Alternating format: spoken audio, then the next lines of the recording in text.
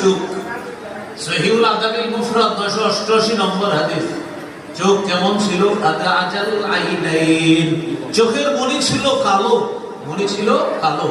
আসকানাল আইনাইন, মণির দুই পাশে কিছুটা লালিমা লালিমা ভাব, এই লাল লাল সাদার মাঝে কালো মণি চোখের সৌন্দর্যতা দর্শকের সামনে অসাধারণ ভাবে ফুটিয়ে তুলত।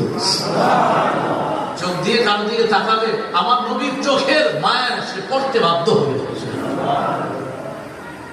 এবার জাবির ইবনে সামরা রাদিয়াল্লাহু তাআলা আনহু কি বলে দেখেন, কুনতু ইযা নাযারতু ইলাইহি কুনতু আখহালাল আইনাইন, আমি মাঝে মাঝে নবীর দিকে তাকায়া মনে মনে বলতাম তিনি মনে হয় চোখে সুরমা দিছে।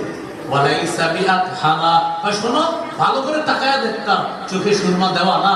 এর মানে আমি আপনি তোমরা চোখে সুরমা দিলে যেমন সুন্দর, আমার নবীর চোখগুলো আল্লাহ বানাইছে এমন যেন সুরমা দেওয়া অসাধারণ সৌন্দর্য।